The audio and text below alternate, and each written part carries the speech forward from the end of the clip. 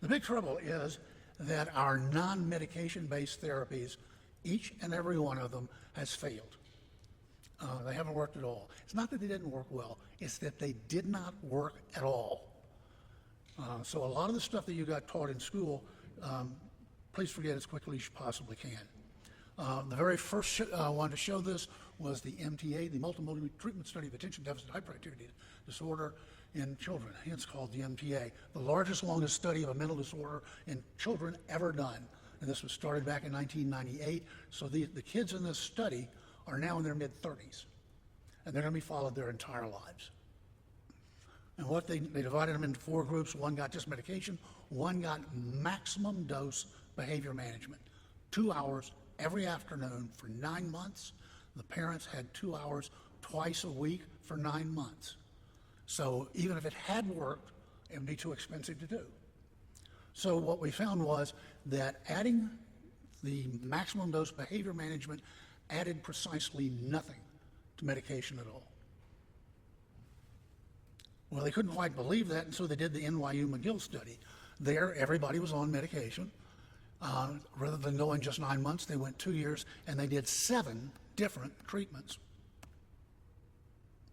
And what they found was that there was no support for or advantage from adding any of it.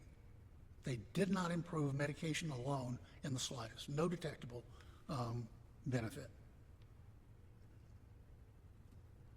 The theory that has dominated ADHD in the United States and is also the chief cause of the 20 years of paralysis is the executive function deficit theory.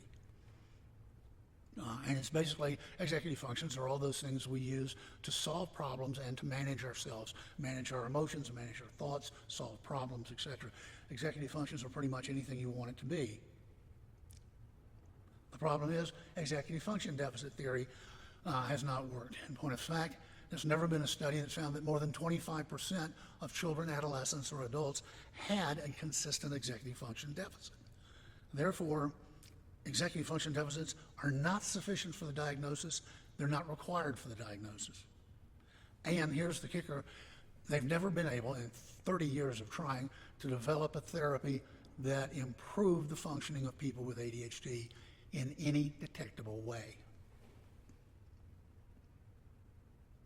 Virtually no interventions were effective. Neurofeedback, diet, nutrition, working memory training, cognitive behavioral therapy, all struck out. There was only one that worked, and that was exercise. There's about 12% of the population where you can treat ADHD as well as with medication with aerobic exercise. And it benefits just about everybody.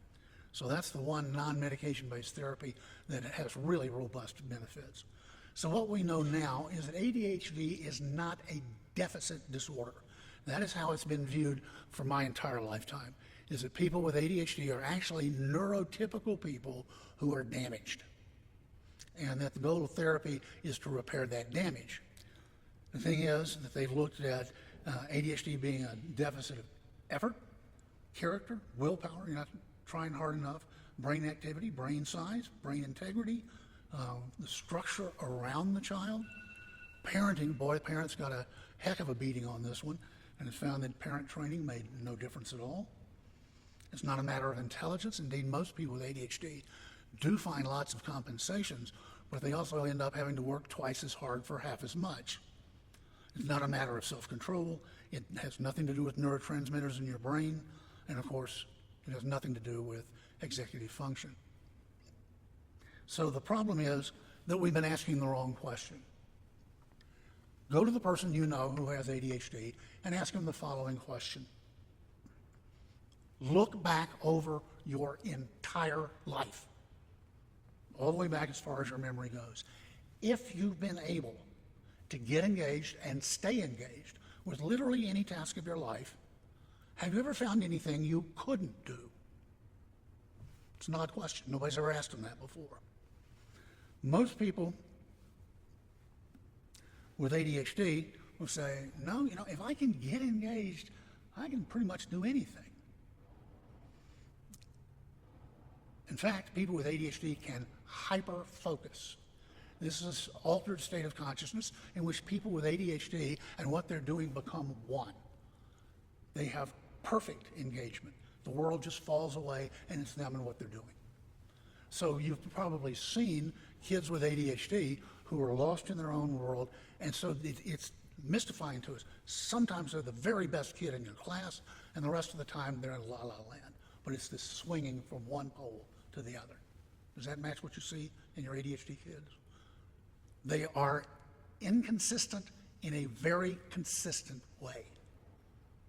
And so this was the new realization. Why it took 50 years is beyond me, but this is the new realization that there are a set of circumstances in which children and adults with ADHD have no impairments. They do perfectly well, thank you. And for some reason, we ignored that fact. Go figure.